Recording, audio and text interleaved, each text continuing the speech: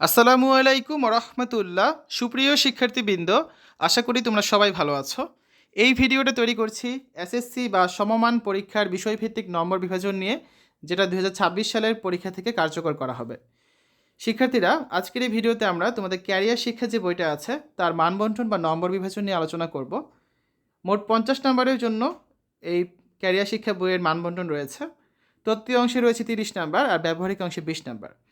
তত্ত্বীয় অংশের ক্ষেত্রে একটা শ্রেণী কাজ থাকবে যেখানে 10 নাম্বার, আর শ্রেণী অপেক্ষা হচ্ছে 20 নাম্বার, এই মোট 30 নাম্বার।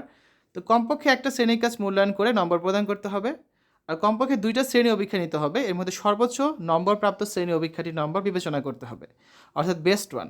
ধরো তুমি 2টা পরীক্ষা দিলে, একটা মনে করো 20-এ পেলে 12, আরেকটা পেলে 20-এ 16, তখন 20-এ 16 তুমি যেটা পেয়েছো সেটা কাউন্ট করা হবে। ক্লিয়ার? ব্যবহারিক অংশে থাকবে ব্যবহারিক কাজ বা অ্যাসাইনমেন্ট বা অনুসন্ধানমূলক কাজ বা প্রজেক্ট, একটাই 20 নাম্বার। ব্যবহারিক অংশের জন্য নির্দেশনা দেওয়া আছে 2025 শিক্ষাবর্ষের জন্য পুনর্বিন্যাসকৃত পাঠ্যসূচিতে উল্লিখিত ব্যবহারিক কাজ, অ্যাসাইনমেন্ট বা অনুসন্ধানমূলক কাজ বা প্রজেক্ট থেকে 2টি কাজ সম্পন্ন করে ব্যবহারিকের নম্বর প্রদান করতে হবে। তো শিক্ষার্থীরা, এই ছিল আজকে আলোচনা। এতক্ষণ আমরা নবম দশম শ্রেণীর ক্যারিয়ার শিক্ষা যে বইটা আছে তার বিষয়ভিত্তিক নম্বর বিভাজন বা মানবন্টন নিয়ে আলোচনা করেছি, যেটা অনুযায়ী তোমাদের 2026 সালে কিন্তু এসএসসি পরীক্ষা অনুষ্ঠিত হবে। তো আশা করি এই ভিডিওটা তোমাদের কাছে ভালো লেগেছে। আমাদের চ্যানেলের অন্যান্য ভিডিওগুলো দেখার আমন্ত্রণ জানিয়ে আজ এখানে বিদায় নিচ্ছি। আল্লাহ হাফেজ।